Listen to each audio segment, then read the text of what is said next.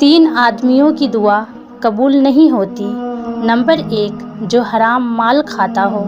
Number 2، جو بکثرت غیبت کرتا ہو۔ نمبر 3، جو کہ مسلمانوں سے حسد رکھتا ہو۔ لوگ حسد انسان سے نہیں بلکہ اس کی زندگی میں موجود سکون، خوشیوں، کامیابیوں اور اس کو میسر نعمتوں سے کرتے ہیں۔ حسد سانپ کے زہر سے بھی زیادہ خطرناک ہے۔ سانپ اپنے زہر سے نہیں مرتا لیکن حاسد کو حسد ختم کر دیتا ہے۔ کسی سے حسد نہ کرو بلکہ خود بھی محنت کر کے حاصل کرنے کی کوشش کرو۔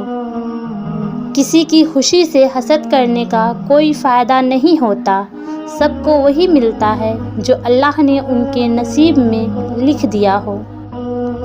حسد کا جذبہ احساس کمتری سے پیدا ہوتا ہے۔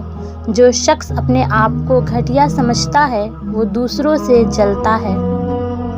جلنا چھوڑ دو ورنہ دوزخ کی آگ بہت بری طرح جلائے گی۔ اگر خوش رہنا چاہتے ہو تو دوسروں کی خوشی دیکھ کر حسد نہ کرو۔ حسد کرنے والوں کے لیے بد دعا کی ضرورت نہیں، کیونکہ وہ تو پہلے ہی حسد کی آگ میں جل رہا ہے۔ حسد کرنے والا اس دنیا کا سب سے ناخوش انسان ہے۔ جو کچھ نہیں کر سکتے وہ حسد کرتے ہیں۔ حسد ایک زہر ہے جسے انسان خود پیتا ہے اور توقع دوسروں کے مرنے کی کرتا ہے۔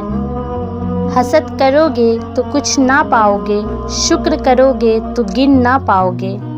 دوسروں کو نقصان پہنچائے بغیر، ان کو بدنام کیے بغیر، ان سے حسد کیے بغیر، ان سے الجھے بغیر، ان سے آگے نکل جانے کا ہنر سیکھیے۔